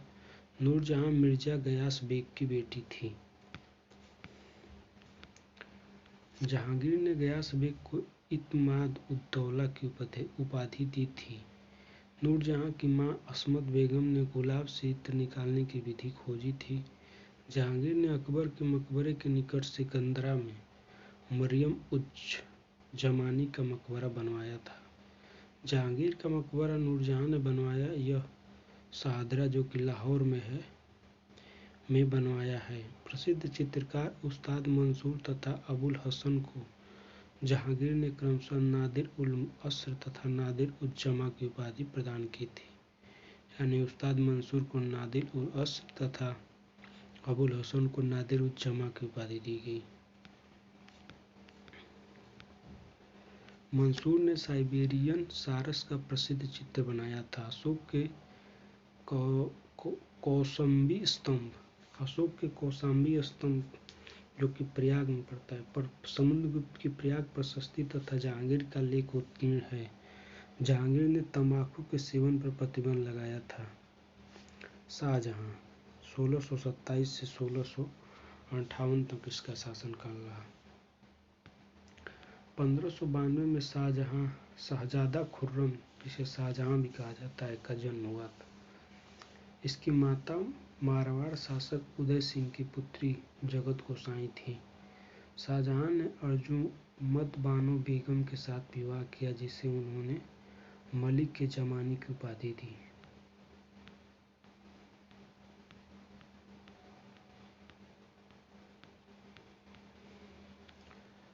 अर्जुबानो बेगम को ही मुमताज महल के नाम से जाना जाता है। मुमताज महल की मृत्यु के पश्चात शाहजहां ने उसकी याद में ताजमहल का निर्माण करवाया। आगरा में निर्मित ताजमहल मुमताज की कब्र के ऊपर बना है। शाहजहां का भी कब्र ताजमहल के भीतर ही है। मयूर सिंहासन, जिसे तख्त ताउद भी कहा जाता है, का निर्माण शाहजहां ने करवाया था। शाहजहां के काल को स्थापत्य कला का स्वर्ण युग कहा जाता है। इसके काल में विभिन्न इमारतें बनी जो इस प्रकार की हैं: दिल्ली का लाल किला, आगरा की मोती मस्जिद, दिल्ली की जामा मस्जिद आदि। मीर जुमला गोलकुंडा का वजीर ने शाहजहां को कोहिनूर हीरा भेंट में दिया था। शाहजहां के सबसे बड़े पुत्र दारा शिकोह ने सिर्रे अकबर महान रहस्य नाम से उपनिषदों का फारसी में अनुवाद करवाया। 1657 में शाहजहां बीमार हो गया। उस समय दारा शिकोह आगरा का, सूजा बंगाल का, औरंगजेब दक्कन का तथा मुराद गुजरात का सूबेदार था। इन चारों भाइयों के मध्य उत्तराधिकार का युद्ध प्रारंभ हो गया। 15 अप्रैल 1658 को दारा और औरंगजेब के बीच हुए धर्मट के युद्ध में दारा की पराजय हुई। 29 मई 1658 को पुनः दारा और औरंगजेब के बीच हुए सामूगढ़ के युद्ध में दारा पराजित हुआ। मार्च 1659 में हुए देवराई के युद्ध में दारा अंतिम रूप से पराजित हुआ। अगस्त 1959 में दारा को मृत्युदंड दे दिया गया। इससे पूर्व जून 1658 में औरंगजेब ने शाहजहां को बंदी बनाकर आगरा के किले में डाल दिया, जहां 1666 में उसकी मृत्यु हो गई। औरंगजेब 1658 से 1707 तक इसका शासन था। उत्तराधिकार के युद्ध में अपने भाइयों को समाप्त कर औरंगजेब ने गद्दी प्राप्त की। औरंगजेब को जिंदा पीर कहा जाता था। उसका 2 बार सिंहासनारोहण हुआ। पहली बार औरंगजेब ने जुलाई 1658 में आगरा में अपना राज्य अभिषेक करवाया और दूसरी बार देवराय के युद्ध में दारा को पराजित करने के बाद दिल्ली में जून 1659 में अपना राज्याभिषेक करवाया। औरंगजेब ने 1675 में सिखों के 9वें गुरु तेग बहादुर की हत्या दिल्ली में करवा दी थी। औरंगजेब ने 1679 में जजिया कर पुनः लागू किया। औरंगजेब ने रबिया उद दौरानी के मकबरा, जिन्हें बीबी का मकबरा भी कहा जाता है, और औरंगाबाद महाराष्ट्र में बनवाया। 1686 में औरंगजेब ने बीजापुर को तथा 1687 में गोलकुंडा को विजित कर अपने साम्राज्य में मिला लिया। मदन्ना और अकन्ना नामक ब्राह्मणों का संबंध गोलकुंडा के शासक अबुल हसन से था।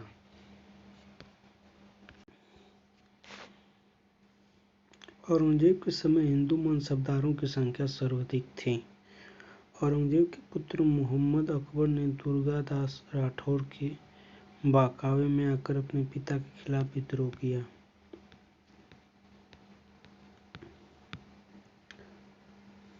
औरंगजेब ने सिक्कों पर कलमा खुदवाना, झरोखा दर्शन, तुलादान प्रथा, नवरोज त्योहार आदि पर प्रतिबंध लगवा दिया था। औरंगजेब बीड़ा बजाने में दक्ष था। 1707 में अहमदनगर के पास औरंगजेब की मृत्यु हो गई। औरंगजेब के समय विद्रोह, अफगान विद्रोह 1667 में उत्तर पश्चिमी अफगान कबीले यूसुफ जाई ने विद्रोह किया।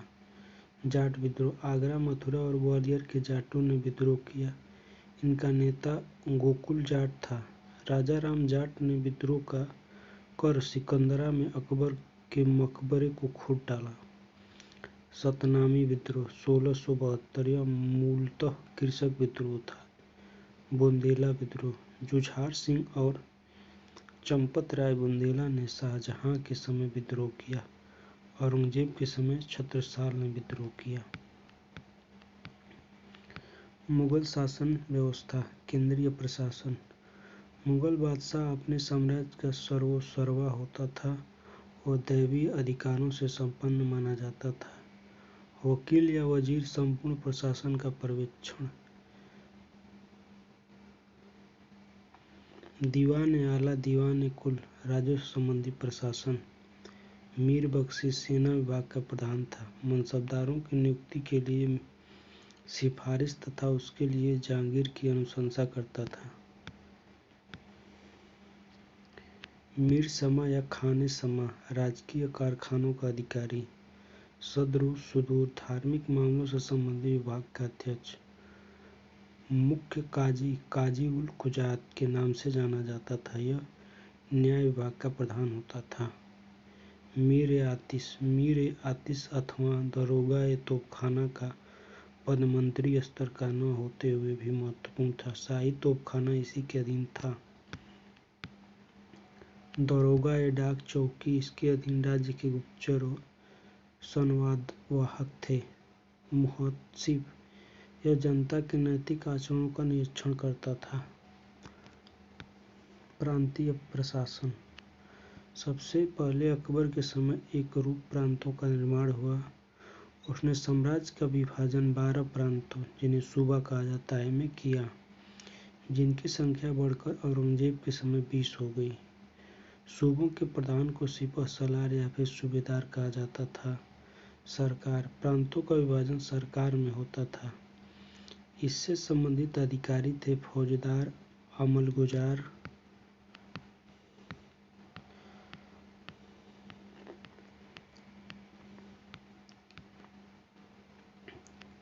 सैनिक अधिकारी था, जबकि अमलगुजार भू राजस्व प्रशासन से जुड़ा था।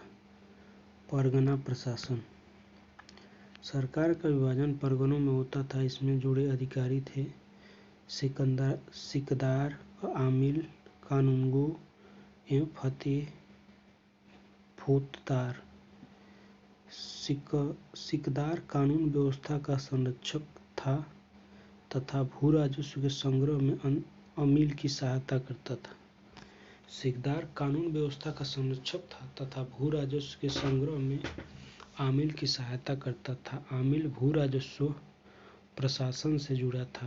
कानूनगो गांव के पटवारियों का मुखिया तथा स्वयं कृषि भूमि का पर्यवेक्षक होता था। फतेहदार खजांची होता था। अकबर ने प्रत्येक परगने में जिसकी मालगुजारी की आय प्रति वर्ष 1 करोड़ दाम थी, करोड़ी नामक अधिकारी की नियुक्ति की। मनसबदारी। अकबर की मनसबदारी व्यवस्था मंगोलों की दशमलव पद्धति पर आधारित थी। प्रत्येक मनसबदार का दर्जा 2 अंकों में व्यक्त होता था। प्रथम अंक जात दर्जा और द्वितीय अंक सवार दर्जा का बोध होता था। जात किसी मनसबदार के व्यक्तिगत वेतन और उसके दर्जे का सूचक था और सवार उसके द्वारा रखे जाने वाले घुड़सवारों की संख्या का द्योतक था। मनसबदारों की 3 श्रेणियां थीं, जो इस प्रकार हैं। प्रथम श्रेणी सवार दर्जा, जात दर्जा के बराबर। द्वितीय श्रेणी सवार दर्जा, जात दर्जा से आधा या फिर आधे से अधिक। तृतीय श्रेणी सवार दर्जा, जात दर्जे के आधे से कम। जहांगीर ने अपने शासनकाल में दुअस्पा सिंगस्पा व्यवस्था को लागू किया।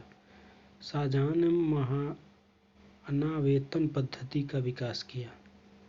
किसका? महाना वेतन पद्धति का। मुगल काल में राज्य अधिकारियों को वेतन के रूप में जो भू राजस्व आवंटित किया जाता था, उसे जागीर कहा गया। मुगल कालीन अर्थव्यवस्था का आधार उनके चांदी के सिक्के थे। चांदी का रुपया, तांबे का दाम शेर शाह ने चलवाया था।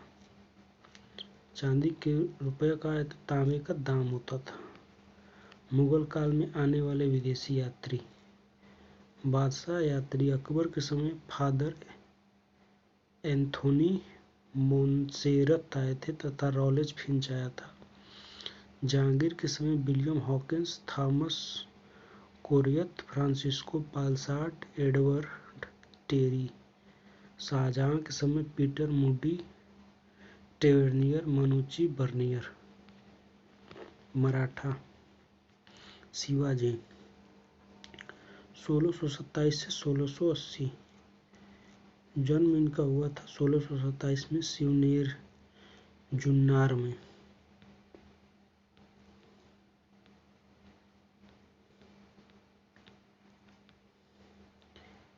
पिता शाहजी, माता जीजाबाई थी। गुरु रामदास थे इनके। संरक्षक दादा कुंवरदेव थे। शिवाजी के जीवन पर उनकी माता जीजाबाई का सर्वाधिक प्रभाव था। 1644 में सर्वप्रथम तोरण नामक किले पर अधिकार किया। 1656 में रायगढ़ को राजधानी बनाया। शिवाजी ने 1659 में बीजापुर के सेना नायक अफजल खान को बहादुरी से मार डाला। 1665 में पुरंदर की संधि शिवाजी और मुगल सेनापति जयसिंह के बीच हुई। 1674 में शिवाजी ने रायगढ़ में वाराणसी के प्रसिद्ध विद्वान श्री गंगाभट्ट द्वारा अपना राज्याभिषेक करवाया। शिवाजी ने हैदो धर्मोद्धारक तथा क्षत्रिय कुलावंतस की उपाधि धारण की। शिवाजी का प्रशासन। केंद्र में 8 मंत्रियों की परिषद थी जिसे अष्टप्रधान कहते थे। इनकी स्थिति सचिवों की तरह थी। यह थे पेशवा। पहला थे पेशवा। संपूर्ण प्रशासन का पर्यवेक्षण और निरीक्षण। अमात्य या फिर मजूमदार, वित्त मंत्री। वाक्यानवीस, दरबारी कार्यों का रिकॉर्ड रखने वाला। चिटनीस या फिर शुरूनवीस, पत्राचार विभाग। सेनापति या फिर सर-ए-नौबत, सेना का नेतृत्व। दबीर या फिर सुमंत, विदेश विभाग। पंडित राव या फिर दानाध्यक्ष, धार्मिक मामलों में छत्रपति को सलाह देना। न्यायाधीश, न्याय विभाग का प्रमुख। चौथा एक प्रकार का मराठा कर था जिसमें संबंधित राज्य को अपने भू राजस्व का 25% देना पड़ता था। इसकी वसूली काम विस्तार करता था। सरदेशमुखी। वस्तुतः छत्रपति महाराष्ट्र का क्षेत्र का सरदेशमुख होने के नाते विजिक क्षेत्र से उसके कुल राजस्व का 10% सरदेशमुखी के रूप में प्राप्त करता था। शिवाजी ने सैनिकों को नगद वेतन देते थे। शिवाजी सैनिकों को नगद वेतन देते थे किंतु निश्चित रकम के बदले भूमि और गांव देने की चली आ रही प्रथा मोकासा को पूर्णतः समाप्त नहीं किया गया। शिवाजी के पास एक नौसेना भी थी जिसका मुख्यालय कोलाबा में था। शिवाजी की मृत्यु के बाद दक्षिण भारत। 1689 में औरंगजेब के अधिकारी मुकर्रब खान ने संगमेश्वर पर छापा मारकर संभाजी को गिरफ्तार कर लिया। साहू एवं उसकी मां भी गिरफ्तार हो गई। औरंगजेब ने संभाजी को मौत के घाट उतार दिया। संभाजी की मृत्यु के बाद उसके छोटे भाई राजाराम ने मराठाओं का नेतृत्व किया।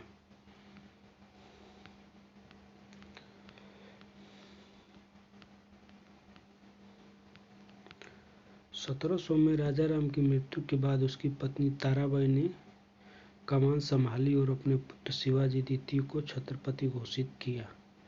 सिख संप्रदाय के गुरु। ये देख लेते हैं एक नज़र में। गुरु नानक देव जो कि 1539 तक थे। 15वीं सदी में सिख संप्रदाय की स्थापना। जन्म स्थान इनका तलवंडी पाकिस्तान में है। बाबर और हुमायूं के समकालीन थे। ये गुरु का लंगर निःशुल्क भोजन तथा संगत सभा की स्थापना की थी इन्होंने, गुरु नानक देव ने। गुरु अंगद, इनका समय काल था 1539 से 1552। गुरुमुखी लिपि के जनक थे ये। गुरु अमरदास 1552 से 1574 इनका समय काल है।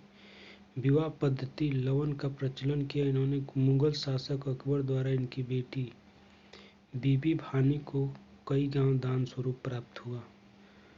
गुरु रामदास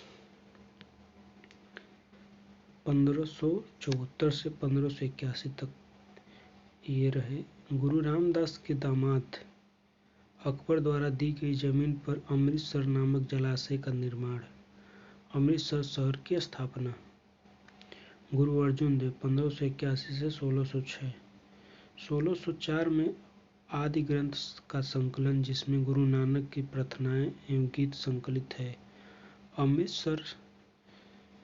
अमृतसर जलाशय के बीच में हरमंदिर साहब, जिसे स्वर्ण मंदिर भी कहा जाता है, का निर्माण। मुगल राजकुमार खुसरो की सहायता के कारण जहांगीर द्वारा मृत्युदंड इन्हें दे दिया गया।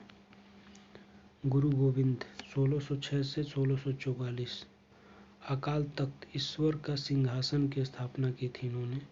2 तलवार बांधते थे, सिखों को एक लड़ाकू समुदाय के रूप में संगठित किया। गुरु हरिराय 1644 से 1661 सिखों के 7वें गुरु थे। गुरु हरकिशन 1661 से 1664, इनकी मृत्यु चेचक से हो गई थी। गुरु तेग बहादुर 1664 से 1675, इस्लाम स्वीकार न करने के कारण औरंगजेब ने वर्तमान शीशगंज गुरुद्वारे के निकट मरवा दिया। गुरु गोविंद सिंह 1675 से 1708, सिखों के 10वें और अंतिम गुरु। जन्म स्थान पटना 1666 में हुआ था इनका। स्वयं को सच्चा पातशाह का इन्होंने पाहुल प्रणाली की शुरुआत की। खालसा पंथ 1699 में इन्होंने स्थापित किया। सिखों के लिए 5 ककार इन्होंने चलाए, जो थे केस, कंग, कृपाण, कच्छा, कड़ा, अनिवार्य कर दिया। सिखों को एक राजनीतिक एवं फौजी ताकत के रूप में उभारा। कृष्णावतार तथा जफरनामा की रचना की। विचित्र नाटक इनकी आत्मकथा का नाम है। 1708 में नांदेड़ महाराष्ट्र में गुलखा नामक पाठन द्वारा हत्या कर दी गई इनकी। गुरुपद की समाप्ति तथा आदि ग्रंथ गुरु ग्रंथ साहिब को ही गुरु घोषित कर दिया गया इनके मरने के बाद। महत्वपूर्ण शब्दावलियां देख लेते। उमरा अमीर का बहुवचन है। अमीर का अर्थ है शासक अथवा सेनानायक। कलंदर मुस्लिम फकीरों का एक वर्ग जो एक स्थान से दूसरे स्थान पर भ्रमण करते रहते थे। वह भिक्षाटन के जरिए अपना गुजारा बसर करते थे। खराज भू राजस्व एक अधीनस्थ शासक द्वारा पेश किया जाने वाला नजराना था। खानका सूफियों का निवास स्थान था। चराई मवेशी पर लगाया जाने वाला कर था। जजिया 2 अर्थ थे इसके। पहला था दिल्ली सल्तनत के साहित्य में कोई भी ऐसा कर जो खराज अथवा भूमि कर नहीं है। दूसरा, शरीयत में गैर मुसलमानों पर व्यक्तिगत या वार्षिक कर जवाबित राजकीय कानून था। जागीर राज्य द्वारा एक सरकारी अधिकारी को दिया गया भूभाग। इदरार विद्वानों तथा धार्मिक लोगों को दी जाने वाली आर्थिक सहायता। उस इस्लामी राज्य में मुसलमानों की कृषि भूमि को उसरी भूमि कहते थे। उसरी भूमि पर लिए जाने वाला लगान को उस्र कहते थे। ज़कात एक प्रकार का कर जो मुसलमानों को अपनी धन संपत्ति पर देना पड़ता था। यह कर मुसलमानी राज्य में भी केवल मुसलमानों से लिया जाता था। जिन वस्तुओं पर ज़कात लगाया जाता था उनमें सोना, चांदी, पशु तथा व्यापार आदि प्रमुख थे। फवाजिल या फिर फाजिल अधिशेष भू राजस्व। हस्मे अतराब प्रांतों की सेना। हस्मे कल्ब दिल्ली सेना। नविस संदा लिपिक। बंजारा अनाज व्यापारी। मदद ए मनसा मदद ए मांस, धार्मिक अथवा सुपात्र व्यक्तियों को भूमि अथवा पेंशन का अनुदान। मलिकुत तुज्जार, शाब्दिक अर्थ व्यापारियों का प्रधान, राज्य के सर्वोच्च अधिकारियों में से किसी एक को दी जाने वाली उपाधि। सदा, शाब्दिक अर्थ 100। सदा अमीर पद का अर्थ था ऐसा अधिकारी जो लगभग 100 गांवों वाले भूक्षेत्र का नियंत्रण करता था। समा, सूफियों का विशिष्ट संगीत। सराय अदल, कपड़े एवं अन्य विशिष्ट वस्तुओं के विक्रय हेतु दिल्ली में अलाउद्दीन खिलजी के समय बाजार को दिया गया नाम। सर्फ, सराफ, मुद्रा विनिमय कर्ता, महाजन।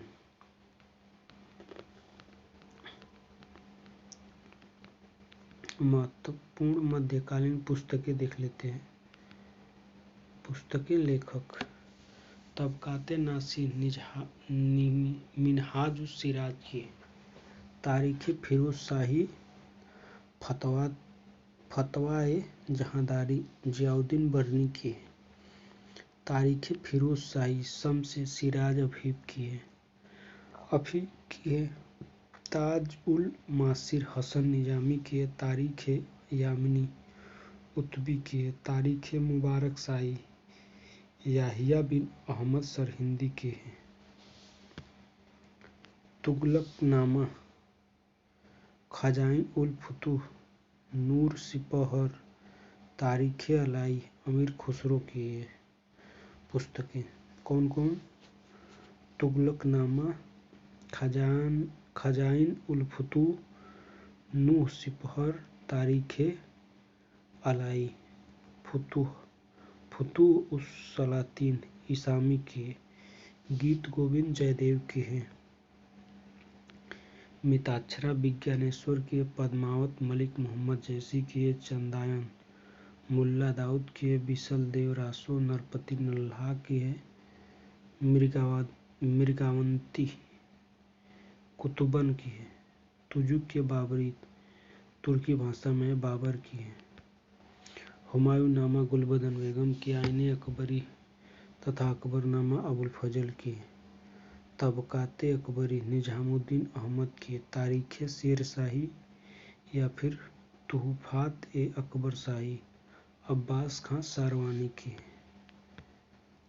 मुंतखाब उत तवारीख बदायूनी के। मुंतखाब उल लुबाब अफीफ खां की। तुजुक के जहांगीरी, जहांगीर मोतमिद खां दोनों की। पदशाहनामा अब्दुल हमीद लाहौरी की। शाहजहांनामा इनायत खां की। फुतुहत ए आलमगीरी ईश्वर दास नागर की।